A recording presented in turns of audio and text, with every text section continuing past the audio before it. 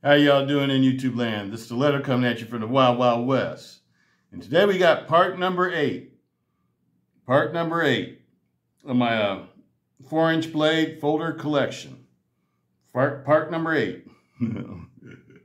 Part number 8, people.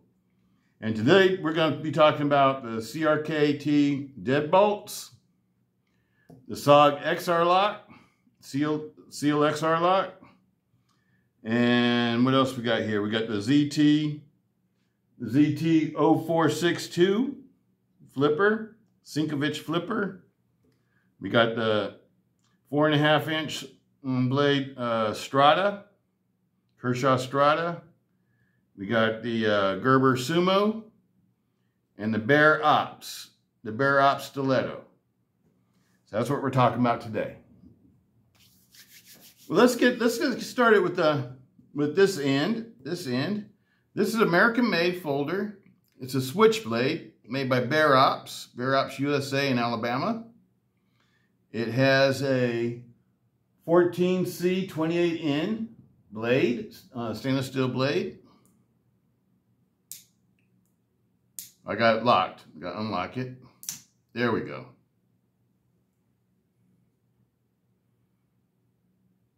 Stiletto style blade. It's really like a bayonet stiletto style blade. Flat ground.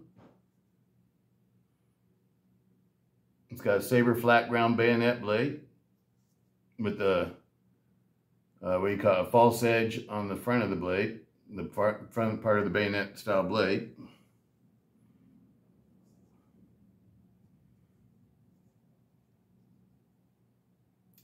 This one to me feels like a fairly inexpensive knife, even though that these go for a little bit over $100. I wouldn't say I'm impressed with it at that price range.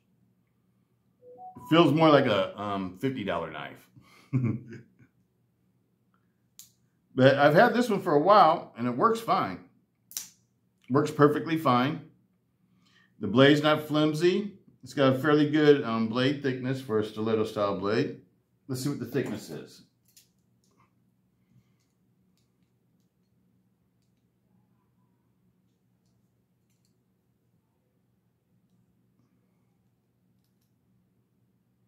.07, almost 3.1 millimeter for blade thickness.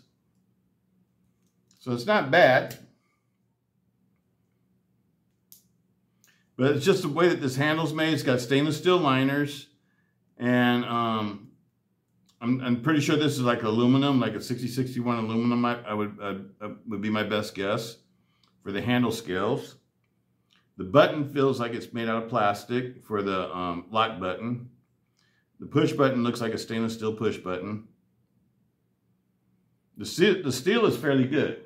The steel for this one is fairly good. It's got the Sandvik steel. No complaints on that. The pocket clip's even, I like the way this pocket clip looks too. And it's just one side pocket clip. It's not switchable over to the other side.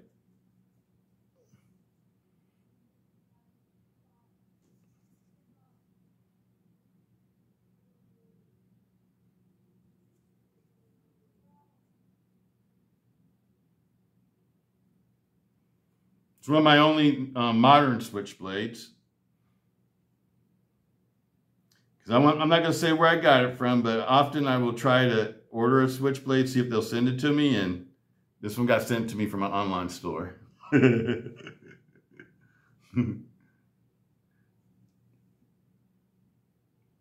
it's not like a super high quality knife at all. It feels, you know, kind of low quality, even though it is USA made. But it functions properly. I can't complain about the way it functions. Functions properly. As you can see, it's got a Plunge-Lock, like I was telling you guys the other day that most Plunge-Lock knives are. I mean, most switchblades are Plunge-Locks.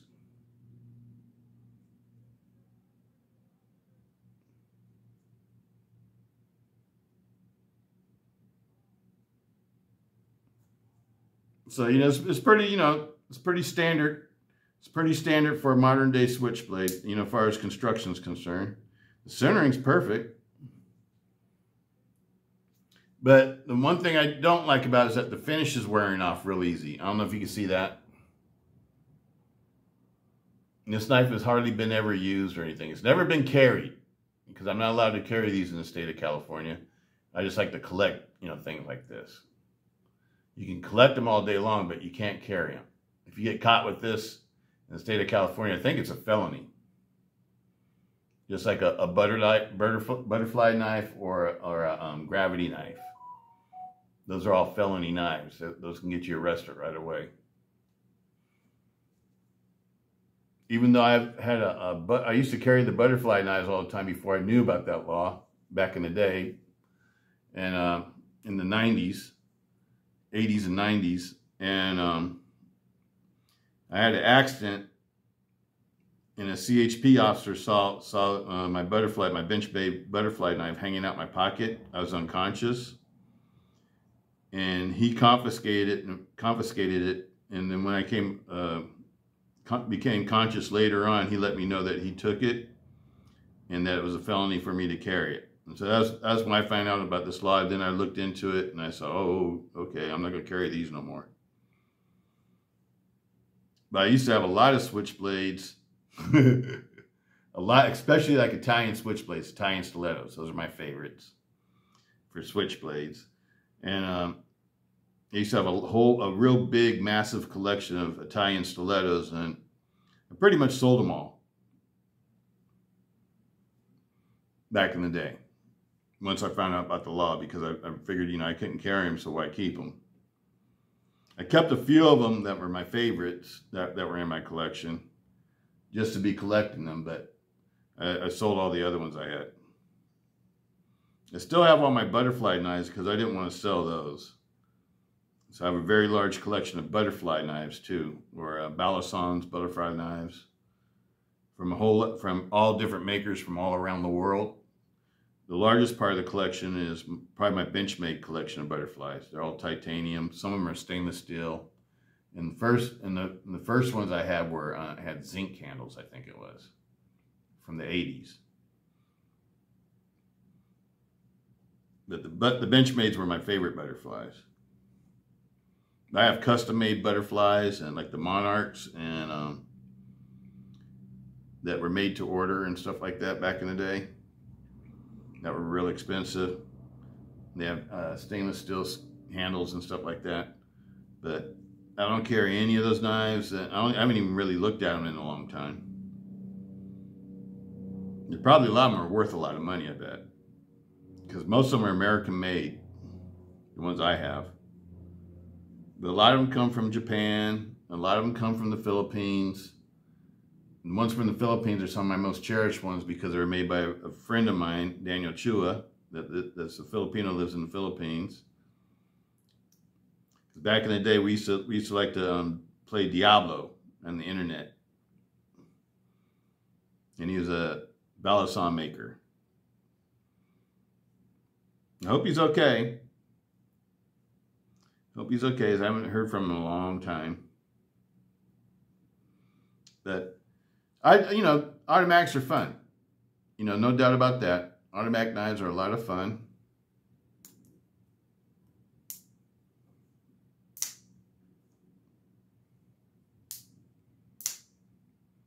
A lot of fun to play with. But to tell you the truth, I sort of like the modern manual knives better than automatics nowadays. There's a couple reasons why. A lot of the modern manuals have a lot better locking systems, so they're a lot more trustworthy as far as like if you had to, you know, use this in a combat or self-defense role, that you wouldn't have to worry about them folding in on your hands, like triad locks, for instance, or deadbolts, for instance. Even I would trust a frame lock more than a Plunge-Lock, to tell you the truth. A good frame lock knife is pretty strong too. But these are beautiful knives. No doubt about it. A lot of fun. Nowadays, I just get, oh, I locked it up again.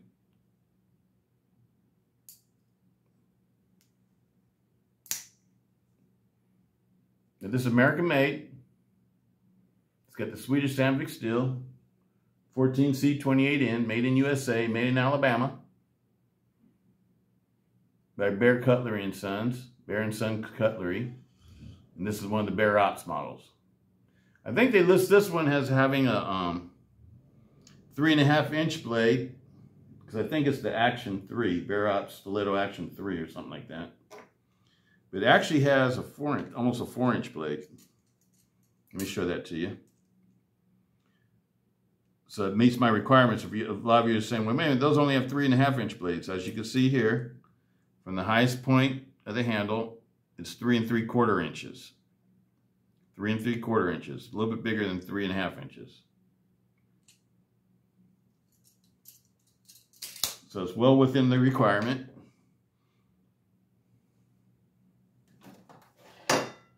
Let's see how much it weighs.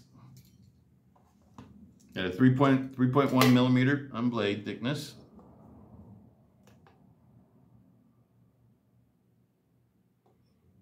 Weighs in at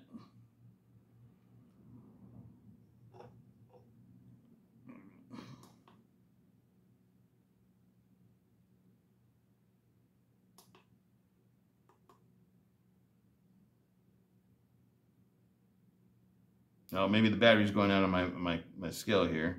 It's acting kind of weird today. Let's cut it off and start it over again.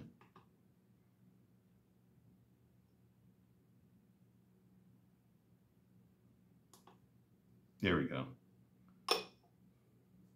4.3 ounces. 4.3 ounces is what it weighs. All right. Next one up. Deep carry pocket clip. I actually like the way the pocket clip looks. Pocket clip looks nice.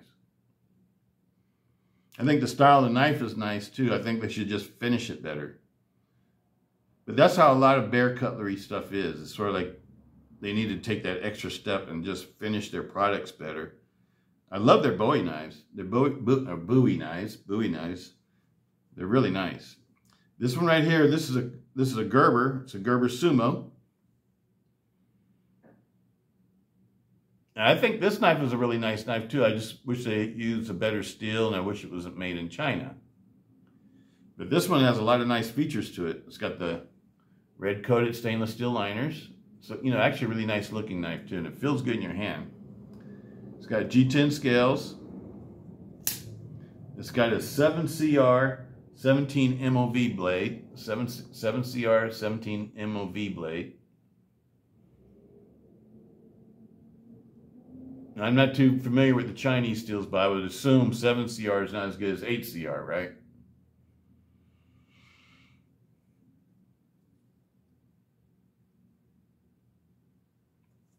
That feels really good in hand. It's got an Axis style lock. I'm not familiar with what they call their locks, but it feels like it doesn't have bearings. I've never taken this knife apart. Feels like it's on bushings. Fairly like pretty much like a new knife too, so don't frown on it that it's not snapping open and closed real quick, because I've never really used this knife.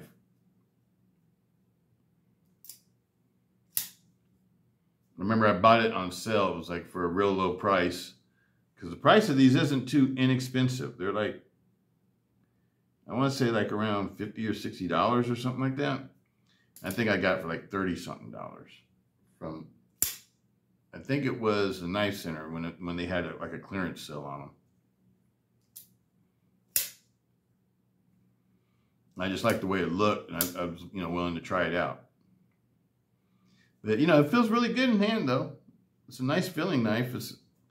And the construction on it, the fit and finish is really nice on it. Just I don't really care for this blade steel. I love the black stonewash, though. I don't know what factory it was made at in China. It's whatever Chinese factory that Gerber uses. It's a Gerber product.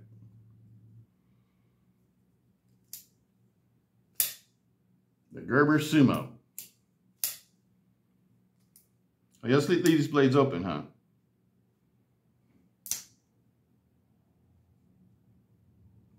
Next one up.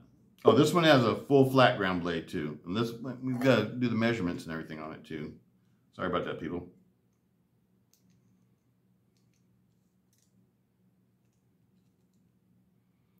.23, 3.24 millimeters thick. The weight,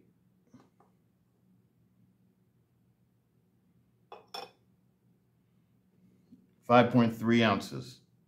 5.3 ounces. G10 with red anodized stainless steel liners. 7CR 17 MOV blade. It's made in China. Black wash finish. It's actually a really nice looking knife. I really like the way it looks. I like the shape of the blade. It'd make a good slicer. It sort of reminds me like a lot of the Spyderco knives. Full flat ground. It's a really nice knife. But it needs to have a better steel, and I love the access lock on it, or I don't know what Gerber calls their access version of the access lock, but it works just fine. And I bet if this had bearings on it, it'd be a really nice performing access lock. Reverse finger flips just fine. I think it's a little bit overpriced though, if it's like about 50 or 60 bucks. That's a nice size knife. Next one up, Kershaw Strata. This one's also a knife that's made, made by American Knife Company, that's made in China. This is the Strata. It has a D2 blade, nice deep carry pocket clip. It's a frame lock. And this isn't G10. I think it's some type of FRN or polymer. It's made to look like G10 though. And it's got like copper covers over the pivot. And this side has the copper cover using as the frame lock stop. This is a stainless steel frame lock with a Bowie style blade. It's model 276. Is that right? Or 2076, I'm sorry, 2076 Strata. D2, made in China. I believe this is a 4.5 inch blade. When I get all done, we'll measure the length of the blades.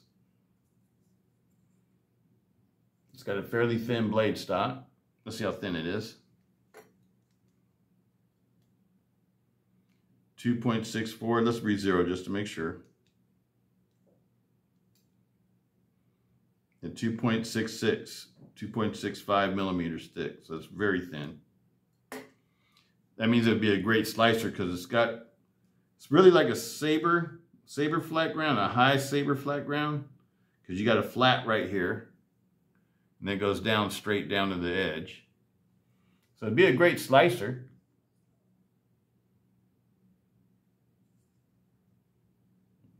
It is D2, so it will rust if you don't keep it clean.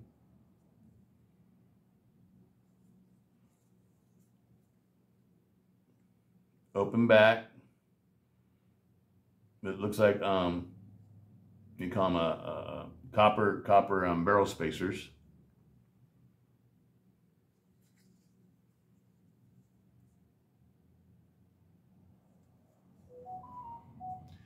When I purchased this one along with the larger version, and I think I did a video of that one in the last set of videos I did with the XLs.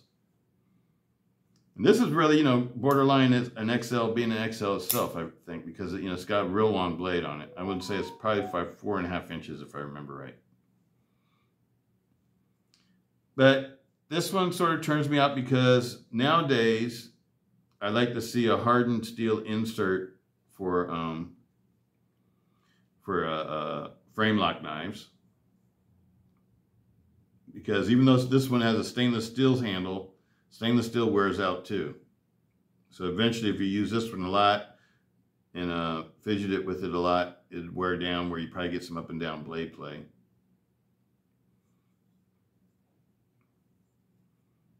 The shape of it sort of reminds me of like a Mustang pattern. The classic Mustang pattern style shape. It's not a bad looking knife. But after I purchased these and received them, I just decided I didn't want to use them because, number one, if this flipper that it has on it, it doesn't really protect you at all. And so if this lock was to give out, bam, you get cut. You know me, I don't like to carry knives that might cut me. But I thought it would be, you know, give me some protection, but it doesn't. The flipper sort of hides away in the handle, the way the handle's shaped. You know, but if you're a person that doesn't like flippers and you're not concerned with it, you know, folding in on your hand if the lock gives out, this is kind of a nice little knife if you need a slicing knife. Very fast to open. Not bad. Next up, now this one I really like. Of all these three that I've just shown you, this is one I have carried. I have two of these. Because after I bought this one, I really liked it, and I bought another one to collect. And this was my user one. What is this? This is a ZT 0462. It has a 20 CV blade, made in USA. It's a Sinkovich design knife. But it's got the Persian style blade, Persian style handle. I really like this. I like Persian style knives. One side is carbon fiber. This is like a brown carbon fiber. It's not reinforced or anything. It's just straight up carbon fiber handle on this side. And on this side is titanium. These aren't cheap. These are fairly expensive knives.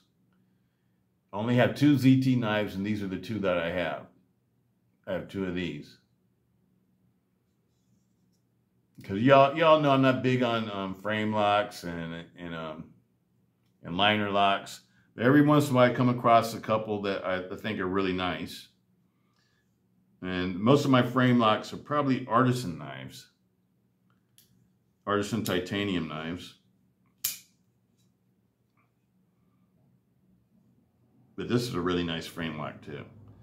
Because when I first started getting into these knives was when about 3 years ago, or was it whenever Cold Steel sold out to, or sold their company, Lindsey Thompson sold his company to GSM. That sort of bothered me and stuff, and I was worried about the quality and everything. I started thinking, you know, am I even going to buy GSM knives anymore, or Cold Steel knives anymore? So I started trying a lot of different other companies and stuff like that. And I even tried a lot of frame locks.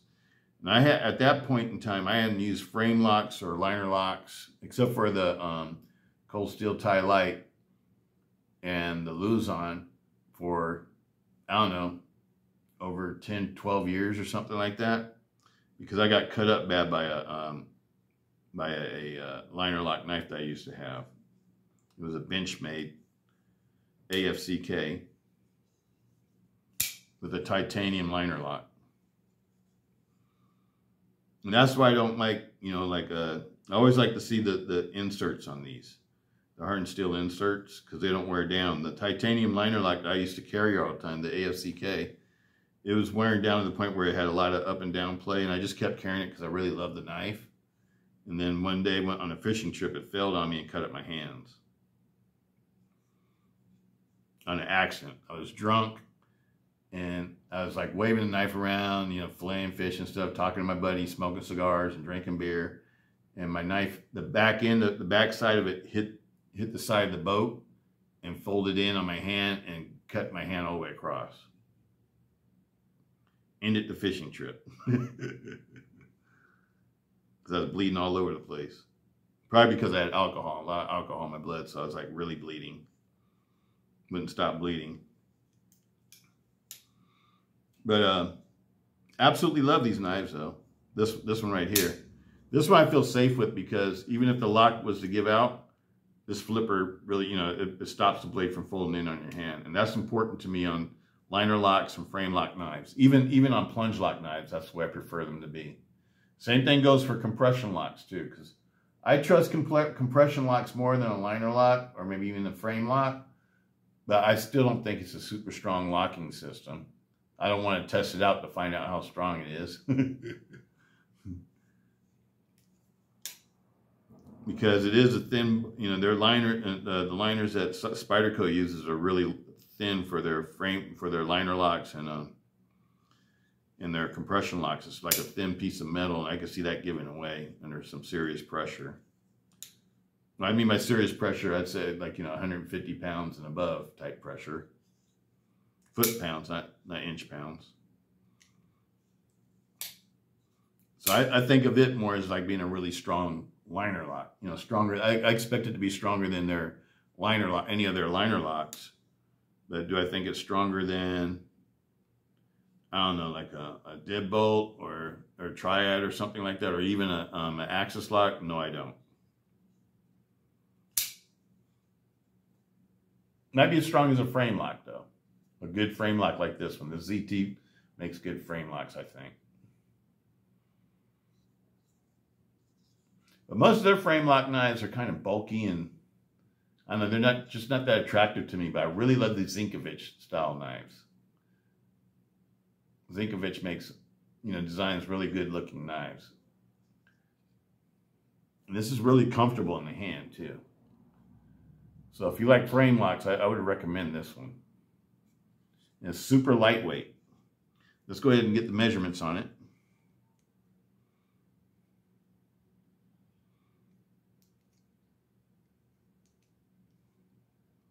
Thickness, 3.91, almost 4 millimeters, 3.91 blade stock. This measures out up here at the tip, or near the tip. 3.38. The width of the handle, 12.88. It's perfect size. I really like the size of this one, and it feels so good in your hand too. The weight of it,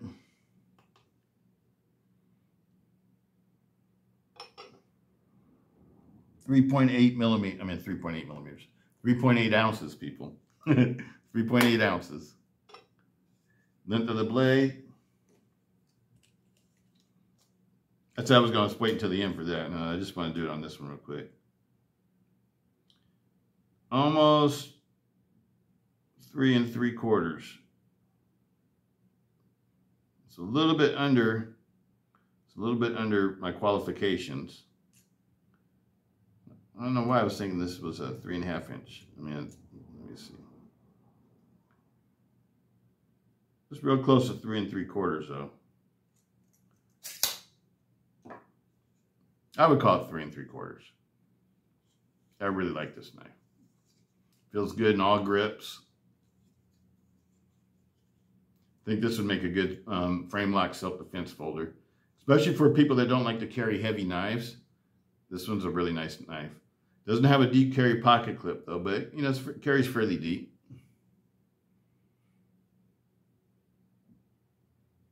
Looks like a titanium pocket clip too.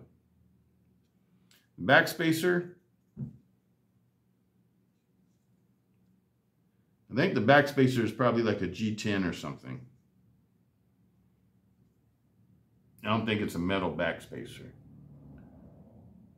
Probably one reason why it's so light.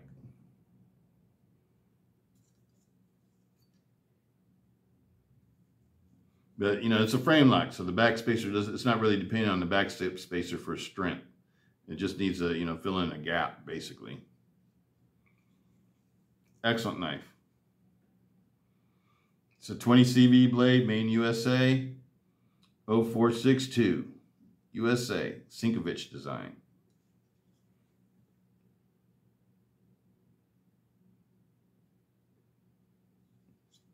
Nice blade, really nice one.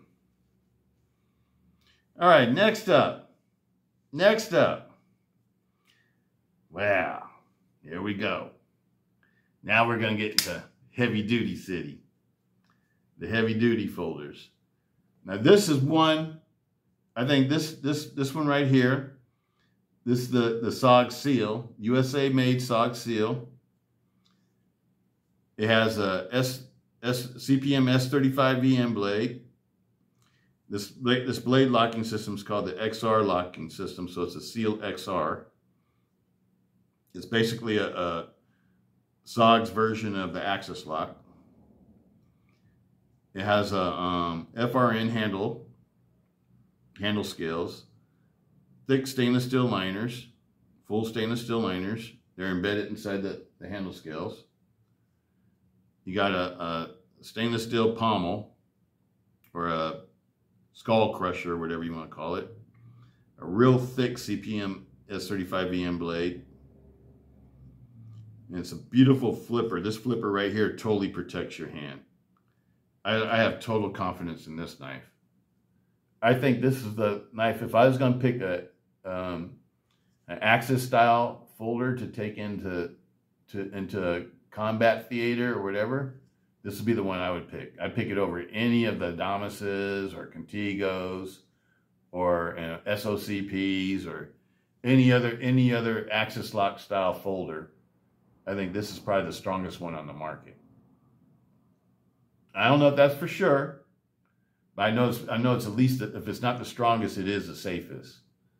Because the way that this one's made, with this flipper, there's no way in the world you're going to get cut up on this. If you're holding it like this, you know, if you're using it or in a fighting situation or what have you, and the blade comes on lock, there's no way in the world this can fold back on your hand. It just it'll hit your hand and go back in a lock position.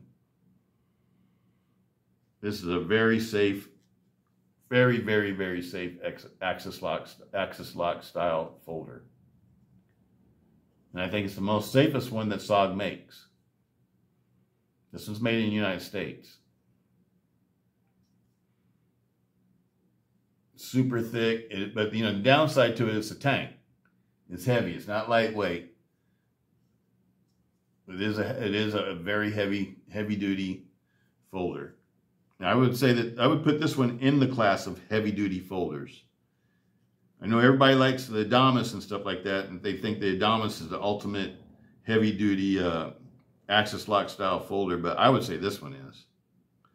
I would say the SOG Seal is. X Seal XR. This says Made in USA right there.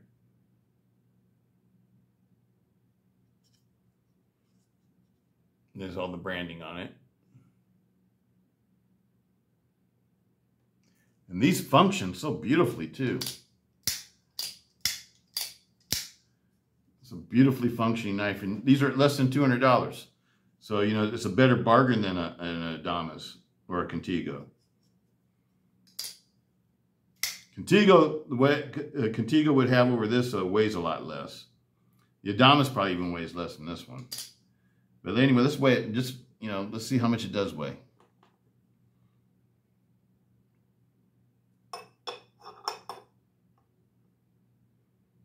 .2 ounces. The Adamas is, well, the D2 Adamas, that's the heavy duty one. That's the one that's considered to be like the tank over even the modern one with the crew wear steel. I think that's 7.8 ounces. So this one is 8.2. So they're in the same weight class. They're near the same weight. I would definitely choose this one over the heavy duty Adamas. And it just functions really nice too. And you could use a flipper. It's a really beautiful heavy duty knife. And it's made for, you know, it's made for combat. It's got jimping all the way around the handle, except for the skull crusher. That's the only part that doesn't have jimping. But even your flipper has jimping. The back of the blade, halfway through the rear part of the blade is all jimped. The handle is all jimped. The back spacer is jimped.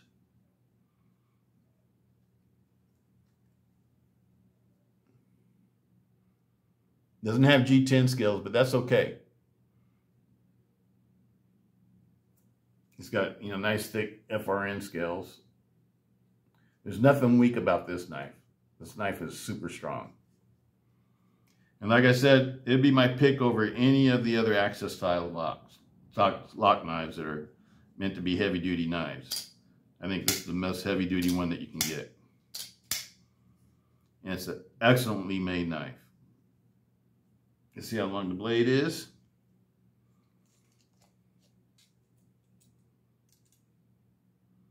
Just a touch over 3 3/4.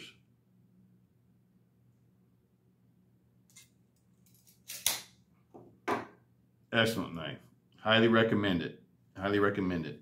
I only have one of these. And the reason why I only have one, same reason why I only have one Adamas. Well, I have both the old Adamas and new Adamas. I only have one of each of those. So same thing as saying I only have one, because both of those knives are different. But I only have one of these. The reason why is because it's too heavy. It's not one that I would want to carry every day. That's the reason why mine still looks brand new. I've had it for a long time, but I don't use it. And this coating, I think, is I want to say it's either a PVD or it might be a DLC. I can't remember what the coating is.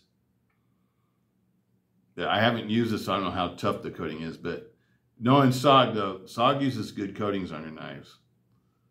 So I think they use mostly like PVD, and I don't think they use a Cerakote. Benchmade's the one that likes to use Cerakote. Cold Steel likes to use DLC. Spyderco uses a lot of DLC now too. But I don't know if this is DLC. It just says CPMS 35VN, CLXR, Studies and Observations Group. And I know they use another type of coating. It's called Nitron, or I don't know. But they have another coating that's really good that they use on the Pentagons. And I do carry and use those knives, and I haven't worn off the coating. So, you know, it's a decent coating, whatever it is. This is a very well-made knife. Highly recommend it for those who want a heavy-duty folder that has an Axis-style lock. I think it's #1 in my book. If I was going to pick one to take in a combat situation or emergency rescue type situation or something like that, this would be it. Over the Adamas. I like it better than the Benchmade Adamas. Next up, the Kit Carson. This one is a collab between Kit Carson and Flavio Zuma and, was it Ken Onion? Ken Onion? It has a Ken Onion assist system in it. It has a Flavio Kuma Deadbolt and IKBS ball bearing system. And it's the Kit Carson design. It's an M1604DB. This one has, I think it's D2. Was it D2?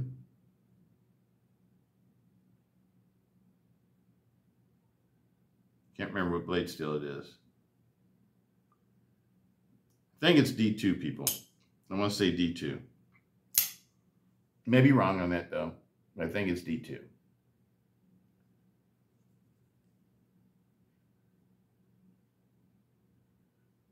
I actually really love this knife. My first knife that I started getting into when I started getting into faster opening knives was a M16, but it was one with the, I think it had like a liner lock. I can't remember exactly. It was a long time ago. Excellent knife, though. Oh, it was the SF. It was the one with the, when you flipped it open, it had like quillions. And that one went to Redneck, too. Redneck bought that one a long time ago, too. This is a great knife. M16, it says M1604DB on it. Kit Carson design. Nice heavy duty filling knife. It's a deadbolt. The only thing bad about this one that I've found, because I did carry this one for a while and did use it for a while, just because I just really love this design. It locks up nice and tight. No side to side or up and down right now.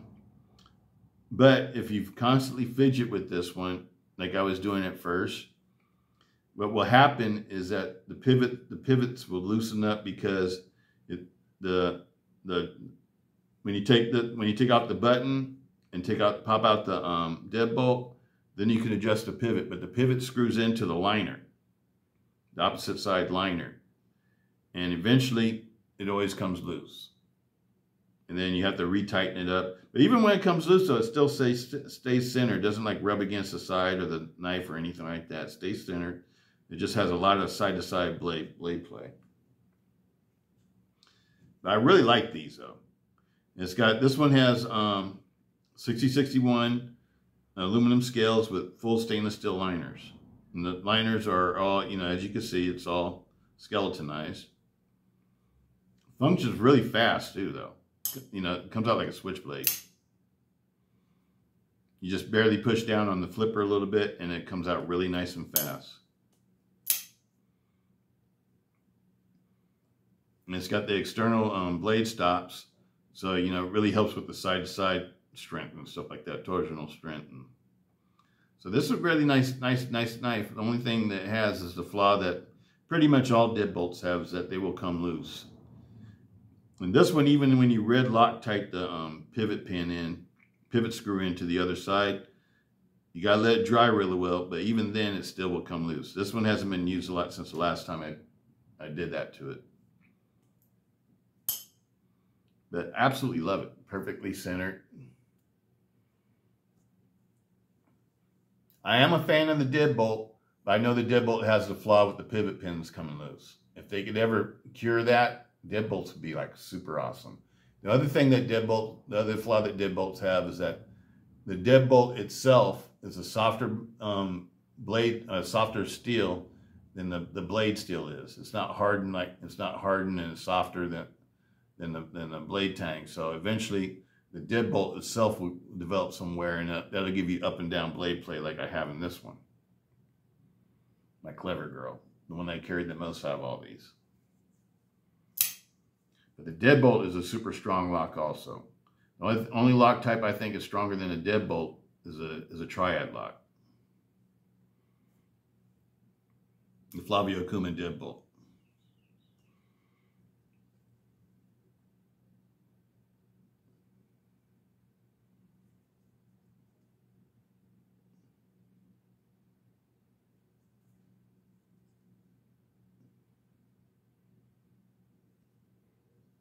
Definitely recommend the deadbolt for those who want something different than a triad lock, that want a super strong lock. You just got to be aware that you're going to have to pull maintenance on it. And I wouldn't use it like a knife to play with or to fidget with all the time, because you will wear down the deadbolt. But if you don't fidget with your knives all the time or play with them or whatever, you just use them when you have to use them, the deadbolt's going to last a long, long time. And I think what CRKT ought to do is offer deadbolts for sale for people who do wear down the deadbolt. Because it's not your blade tang that'll wear down. The blade tang stays perfectly fine, but the blade tang will eat up the deadbolt after a while if you fidget with it all the time. This one has like a cold steel knife. It has a hollow ground main part of the blade is saber hollow ground with a flat ground tip. So it's a very tough blade style. On the forward part of the blade where the tip is, it does have a swedge on it, so it looks like it's thinner, but it actually stays very thick all the way to the tip. I think it's a very strong blade type.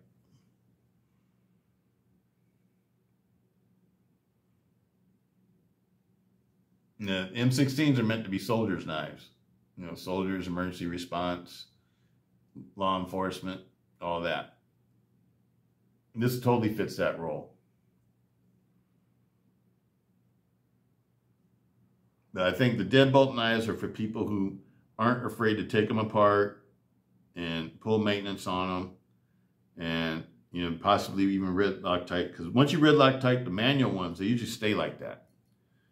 They don't come loose no more. But you got to let the red Loctite really dry. Let it dry for 2 to 4 days or whatever. You don't mess with the knife at all, and just let it dry, get totally dry, and use a really good red Loctite. And that, you know, it's like a super glue or something that really, you know, like hold the pivot in place, pivot screw in place. Because there's not a whole lot of threads in the liner, as you can see how thick the liner is. So I only got a few threads to work with. So you got to really red Loctite it really good.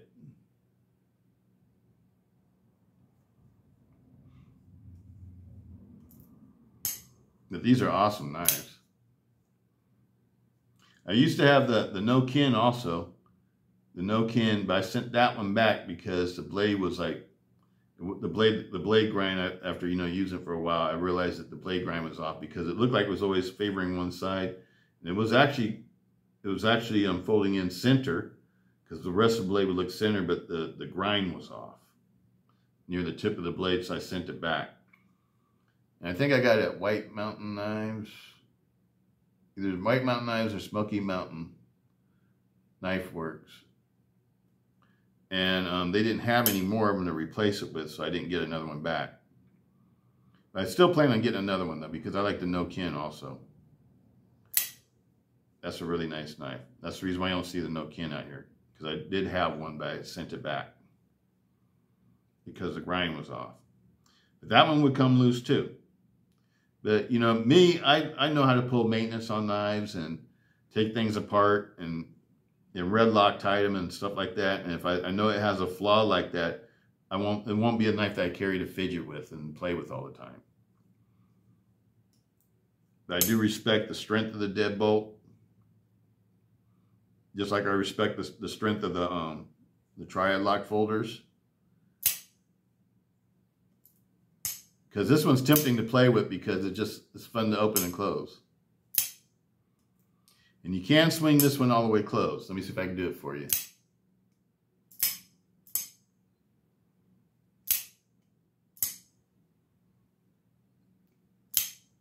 So it can be totally open and closed with one hand. But when you do that, it'll start to get loose on you.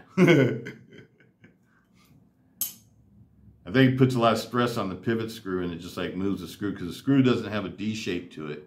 It's a rounded screw, so the way it fits in there, there's nothing to stop the screw from moving. It has a lot of friction on it. It's an excellent knife though. I can't knock it because I really love it. Number one, I love the design of these, but I just like to see CRKT or Flavio Kuma figure out a way to make, maybe have this section have a little bit more for the pivot screw to screw into. So then when you do red Loctite it, there's more to hold it and keep it from moving on you. That might help. And then make the deadbolt so it self-adjusts better. Or have a harder steel deadbolt, one or the other. But then that might mess with the blade steel on the blade tang on the, because I think they use a softer steel on purpose on these to keep it from messing up, damaging the blade tang. Excellent knife though. Absolutely love these deadbolts. Next one up. Now this was my favorite deadbolt. It still is probably my favorite deadbolt. The McLaughlin Clever Girl. Or McLaughlin, I can't remember how to say it name. But he's a veteran, and he turned into a knife maker, just like Kit Carson was, I think he was a first sergeant or E8 or something like that, or master sergeant, something like that. That got into knife making. The Austin McLaughlin, he's a veteran of, I think, is it Iraq and Afghanistan? I can't remember. I think, you know, that group of wars or whatever. And then when he got out the military, he became a knife maker. And I actually love the Clever Girl. This is the folding version of his fixed blade. And it's designed for soldiers. This handle scale is made out of G10. Got the full stainless steel liners. I think this is a G10. A G10 backspacer also. Beautiful design. This is the one I've carried the most. I got like 3 of these because I really like it. You know me, people, when I really like something, I always get multiples of them. And me, I'm really a manual knife person over like assisted. But I just love this knife so much that I got one anyway. And I have the smaller version of the M16 also. That'll be in my next group of videos when I do the 3.5-inch folders. But this one is my favorite. Absolutely love this one. You know me, I like the Persian style knives. This is a Persian style blade with a Persian style handle. I love the big finger groove and the finger choil in the front. This is an excellent knife. And it does have a little bit of up and down blade play. But just a touch, it's not bad. It's not bad. And that just came from me. It's my fault because I fidgeted with this one, the mess out of this one.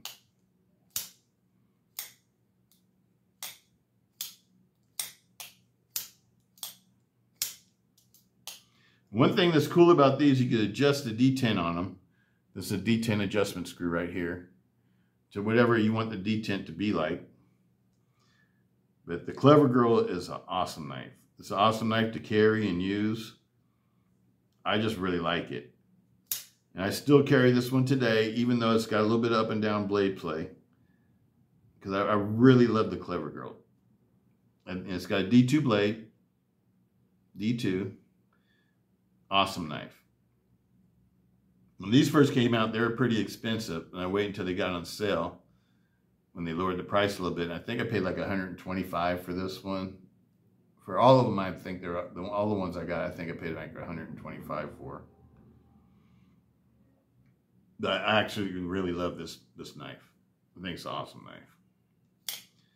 But because, you know, I always worry about the pivot coming loose, I stopped carrying it so much because I got other knives I don't have to worry about that with. But this is a very awesome knife. I love the shape of it. I love the blade. It's got a hollow ground Persian style blade, saber hollow ground blade. And even though it looks like it's thin all the way to tip, it's actually pretty thick. And this knife blade was designed for a fighting knife. The Clever Girl is supposed to be a fighting knife. Self-defense folder, self-defense fixed blade. Absolutely love it, people. And last but not least, it's a seismic. Now this is the Flavio Kuma design. Flavio Kuma is the one that created the Deadbolt. I think he's from Brazil. If I'm gonna say like Brazil. And he's a knife designer. And he's the one that invented the IKBS ball bearing system and the Deadbolt. So in a lot of ways, he's like an Andrew Demko for CRKT. He's the one that creates all the strong stuff and the good stuff for CRKT now. But he was a custom knife designer. This one has had the back spacer polished. I polished the back spacer. It's aluminum back spacer. And I also have this one in black with PVD coating. That's what CRKT uses. I think it's PVD. PVD coating, and it has a German corrupt 4116 blade. And these are awesome too. This one, once I red Loctite it never came loose again. So this one actually works the best once you red Loctite it, as far as like the pivot coming loose and that kind of stuff. It's got full stainless steel liners, as you can see, with the aluminum back spacer. Nice thick 4116 blade. 4116 is like equivalent to like a 440C or a 420HC. It's, you know, it's like in that category of blade steel. It's not a high-end blade steel or anything like that. It's mostly used on budget knives. But when this first came out, this was my first Deadbolt, and I didn't really care. I just wanted to try out the Deadbolt, and it was like at that time it was like $99 or something like that. And that was on sale because normally it was like $109 or $115 or something like 119 maybe. And when I bought it, it was on sale. And no regrets. It's got a G10 handle scale. G10 handle scale. It's got the adjustable. It's got the adjustable detent screw on it, like all the manuals do. I think it's only the manuals have adjustable detent. The detent on these is a Ken Onion spring. Somebody asked me if I could take out the cane onion spring before, if the knife would still work. And I did that on this one, and the knife doesn't, there's nothing to stop the knife from coming back out again. It just freely flops around. So you don't want to take out the assist on it. So if you get one of these thinking that you can take out the assist on it, you can't. But this one I polished the liners, polished the backstop. You know me when I really like something. And this was my first one. And after that, after this one, then I got this one. This was my second one.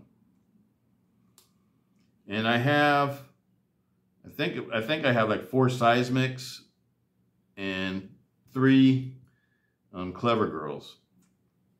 The other 2 that I like the best. The seismic is an awesome knife. I have 2 of these, and then I have 2 black ones. I think that's what I have. The black ones have the beef serrations in them. And they're all 4116 knives. This is an excellent knife. Excellent knife. No complaints.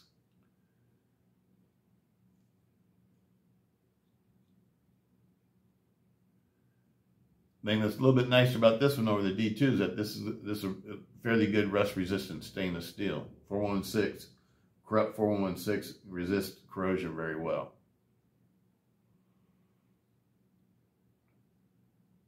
I'm not into metal urges, but I would suspect that it has a lot of chromium in it.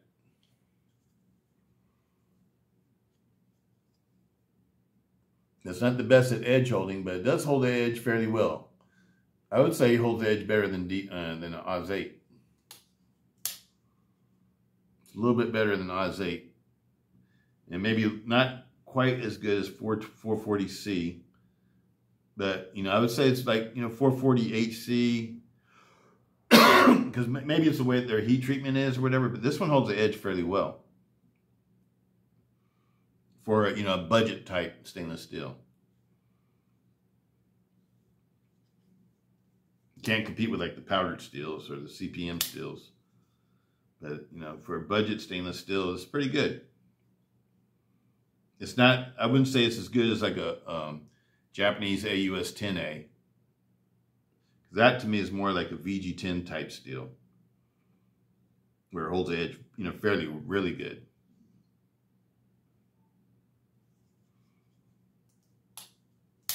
Like to me, one of my favorite stainless steels, you know, other than Samvik steels. Samvik steels are pretty good too. I don't know the numbers for the best one. I think it's like the 14C, 28N, or it might be 13C.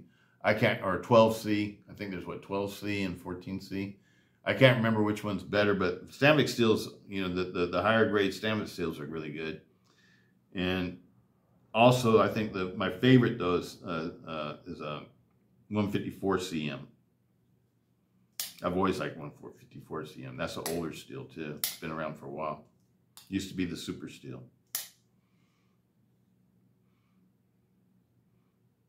But this is a nice, you know, nice knife. I know a lot of people were knocking this one when it first came out because of the price and the fact that it was using corrupt 4116. But I think the corrupt 416, the way that they heat treated this one is fairly good. It's fairly decent.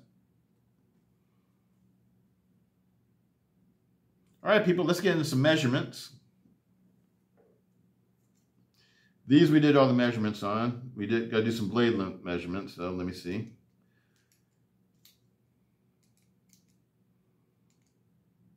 Okay, blade thickness. Now I'm gonna fold this one a little bit because I'm gonna get this part of the tang, because that looks like the thickest part of the tang. 3.95, almost 4 millimeters. It looks like it's 4 millimeters. 3.77, almost 4 millimeters again. Same thing with this, I'm gonna fold it a little bit. 3.63.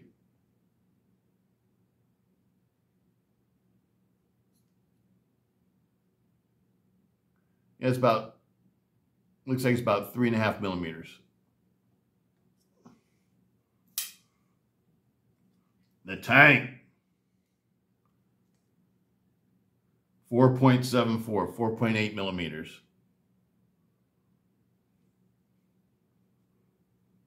I think we already did these, right? 3.90, almost 4 millimeters. This was the thin one. 2.63.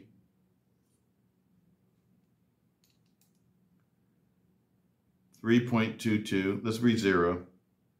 Make sure that we haven't gotten out of 0. Yep, 3.21 it says now.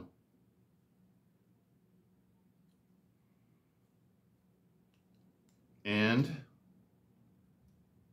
3.05. A little bit over 3 millimeter. Handle thickness. 13.35 millimeters. The Sumo, 16.39 millimeters. That's why it feels so good in the hand. This one's a thin one. 10.59 for the Strata.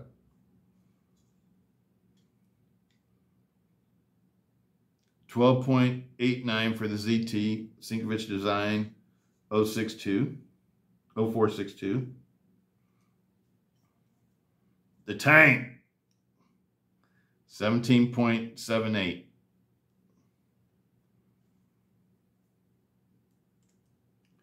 $14.90 for the Kit Carson. 14.96 for the Flavio Osmiglan Clever Girl. And the Flavio Kuma Seismic. 15.47. Now let's get in some weight.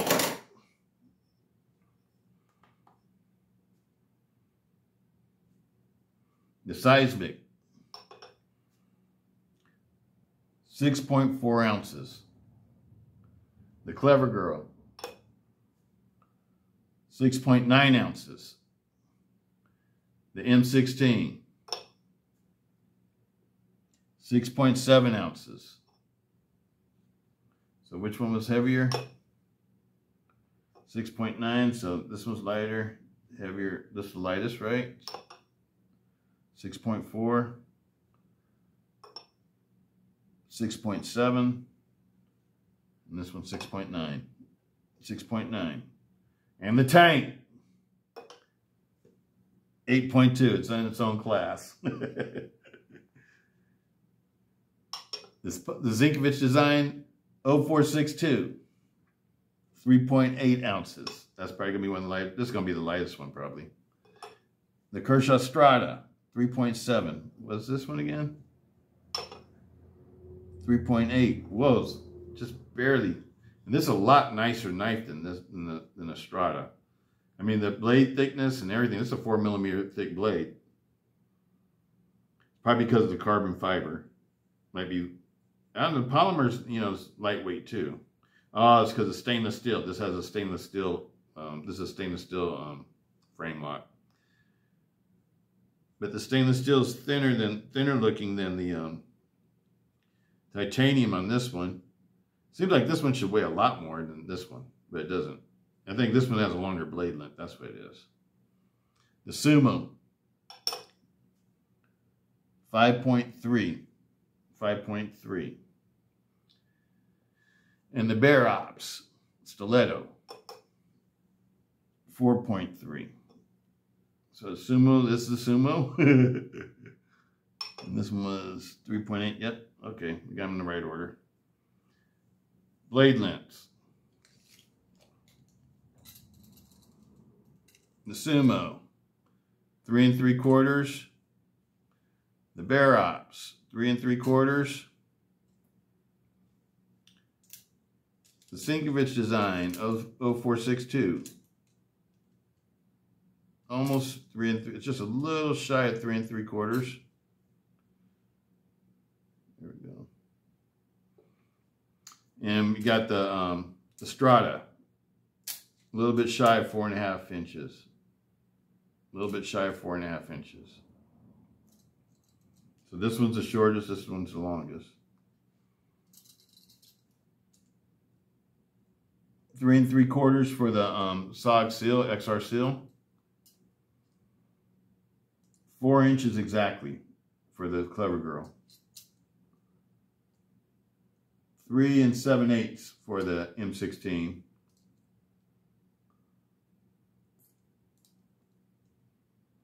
4 inches, just a hair shy of 4 inches for the seismic. All right, people. Well, this is video number 8 of my 4-inch blade collection, folder collection, folding knife collection. These are really, you know, some really nice blades. Like I said, these two, actually, I mean, let me just put this one right here. These 3 right here feel like inexpensive knives.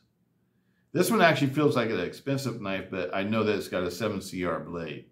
So it doesn't look like an expensive knife. The fit and finish isn't like an expensive knife. I would say this one feels the cheapest, the Strata. And this one feels better than the Bear Ops, the Sumo. This one feels like a high-end knife. It looks like a high-end knife, feels like a high-end knife, and you know what? It is a high-end knife. These are very expensive knives. They're always over $200. This one, you know, like I said, I'm thinking about it for like 30 or 40 bucks, something like that. I can't remember. This one I paid, it was on sale when I bought it. I think it was like $99 or $89 or something like that. And normally these go for like $120. And I definitely don't think it's a $120 knife. Don't spend $120 on this knife. It's not $120. You can get the Kershaw now. The Kershaw is making an automatic that's like a stiletto style knife, and it has Magna Cut. If I was able to get one of those, I would get one of those, because I'd be tempted to try it, because I like the Kershaw automatics. The Kershaw automatics, you know, they usually use, you know, fairly good steel, like CPM 154 and stuff like that. And they use good handle materials, and they snap. They almost snap so hard they want to fly out your hand. I mean, they really snap. So the Kershaw automatics are actually pretty good, if you ask me. And I'm not a professional on automatics or anything like that, but every Kershaw, I have like about 4 or 5 Kershaw automatics. And most of them are the California legal ones. Those ones really snap. But I like them because they look like little stilettos. And the largest one I have has a 3.5-inch blade, I think. And that'll be my you'll see it in the 3.5-inch folder series that I'll do. But that one has a lot of snap to it too. Mine's kind of beat up looking because I play with it all the time. I don't carry it, but I like to play with it around the house and stuff. I use it as like a letter opener and all that kind of stuff. So it gets a lot of use. It's not a safe queen. It stays out. It's like, I don't know, it's a toy. You know, I mean, I hate to call a knife a toy, but I treat it like a toy, like an adult toy. But I'm really impressed with like the Kershaw automatics. So they do snap out really quick. The blade stocks are fairly thin though, but you know, if you're gonna use them like what I use them for, you know, they're perfectly fine. But the little ones I've carried too, you know, I like to carry those sometimes. It's just like an extra pocket knife, like when I go to the mailbox, PO box or whatever, and check my mail, I like to pop it out because it's so small that nobody's gonna be afraid of it. But because it's a California legal, that's like a 2.5-inch blade or 2-inch blade or something like that. I can't remember. But it's a real small one. But the handles are bigger though, so you can actually hold on to them. Like my ProTech automatics, the handles are so small that I really don't like them that much. But they have a lot of snap. They're real snappy too, and they use good materials.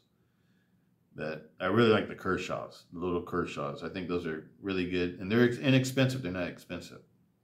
But the new Magna Cut one, if it's, you know, has the same snap like the other ones I have, I think that would be a nice automatic. So if you guys haven't checked that one out, check out that automatic one that has like a spear point blade.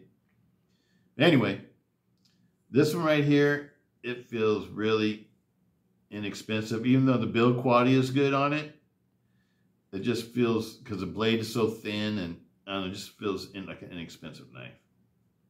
This one right here, it's like the finishes on it aren't good.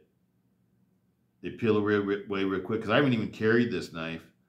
I've just used it sort of like my Kershaws and stuff, and it's like, you know, like a letter opener and stuff like that.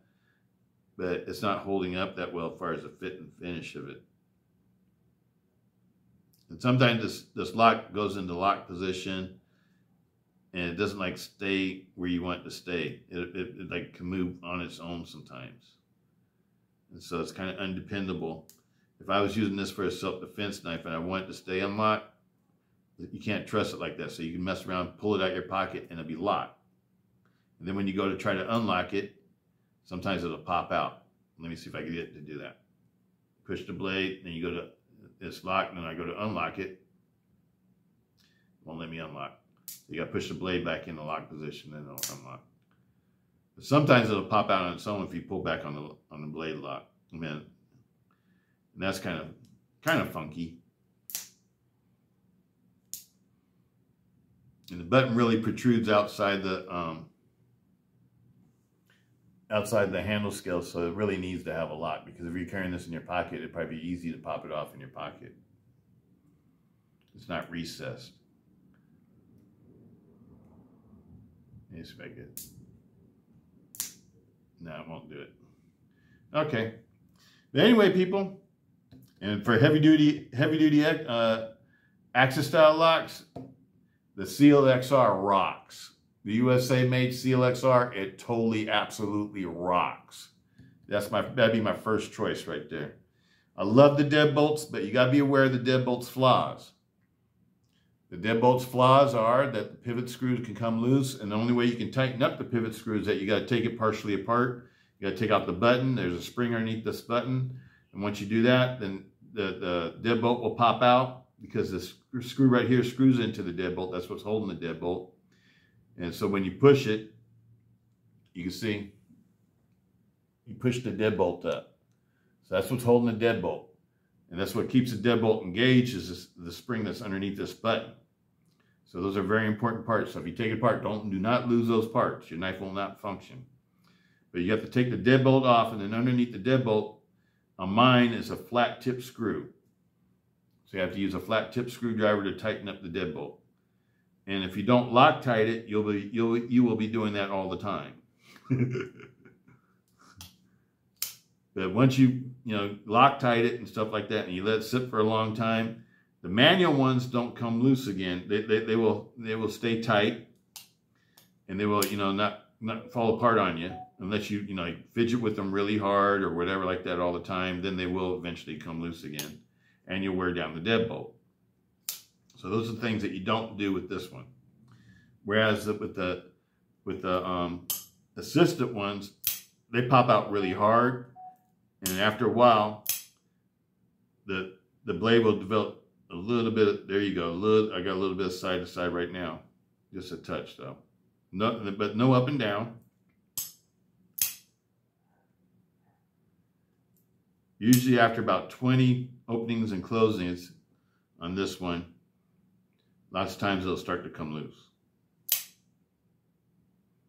It's still pretty tight though. All right, people. The Flavio Kuma one is the one that stays, the seismic is the one that stays together the best. But this handle has a couple of hot spots on it, right here, and also the pocket clip.